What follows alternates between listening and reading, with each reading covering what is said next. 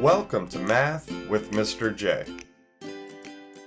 In this video, I'm going to cover how to find the area of a rectangle using the formula for the area of a rectangle. Now, in other area videos, we talked about counting unit squares, adding up rows or columns, and multiplying side lengths to find area. So to add to this and take this a step further, we're going to look at the formula for finding the area of a rectangle. So basically, we're going to make this a little more official, a little more mathematical. Now, we can think of a formula as a special rule we can use for a certain situation. For example, our formula for the area of a rectangle is area equals length times width. We can use this formula, this special rule, to find the area of any rectangle. Let's jump into number 1 and see what this looks like. For number 1, we have a rectangle with side lengths of 7 inches and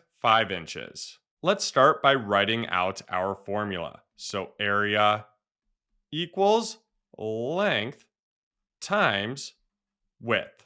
I used a capital A for area and then a cursive L for length so it doesn't get confused with a 1. Use what works best for you though, as long as you know that that is an L, and then times W for width.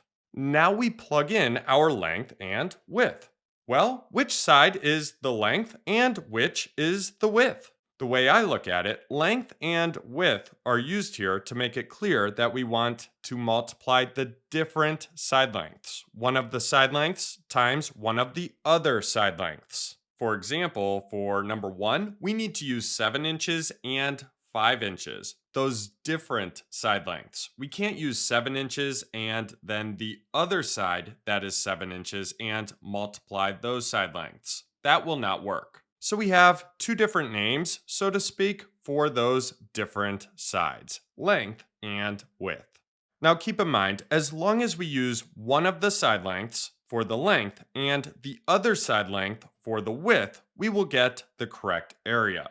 Now, one common way to go about this, though, is to use the longer side for length and the shorter side for the width.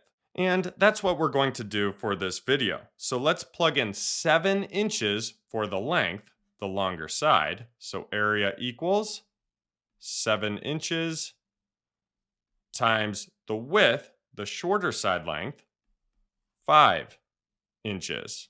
And now we multiply. So we have 7 inches times 5 inches. 7 times 5 gives us 35.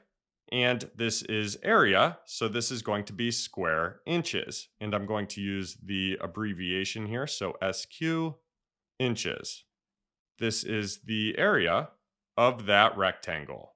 Now what happens if we do 5 inches times 7 inches? Will that be incorrect? Well, 5 inches times 7 inches still gives us 35 square inches. So we get the correct area that way as well. So you'll notice this is the same thing we've been doing to find the area of rectangles, multiplying side lengths. But the formula makes this a little more official and organized. It gives us a special rule to go off of for all rectangles.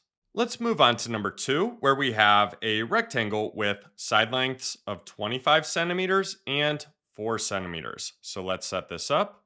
Area equals length times width. Now we plug in.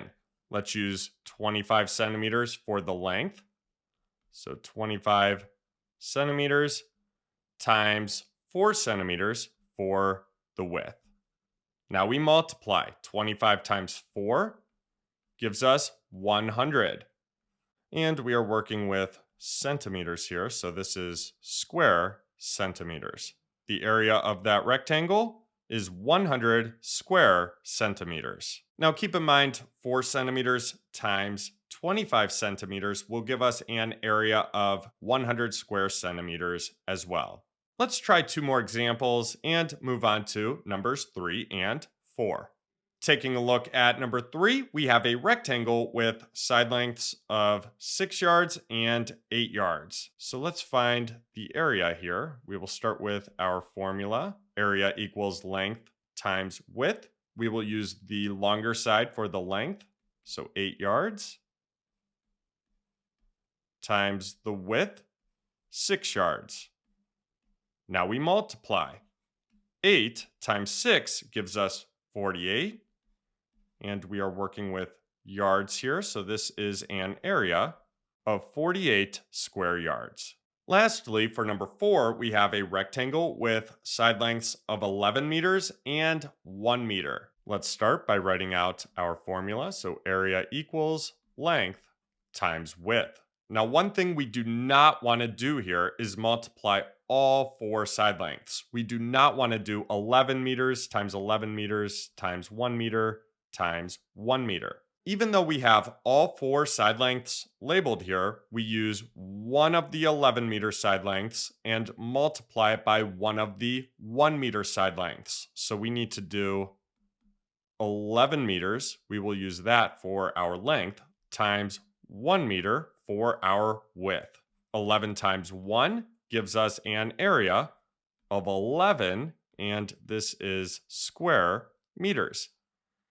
And that's the area of that rectangle. So there you have it. There's how to find the area of a rectangle using the formula. Now, is this the formula for finding the area of every shape? No, there are different formulas for different shapes. For example, we have a different formula to find the area of a triangle, and a different formula to find the area of a circle. This video focused on rectangles. I hope that helped. Thanks so much for watching. Until next time, peace.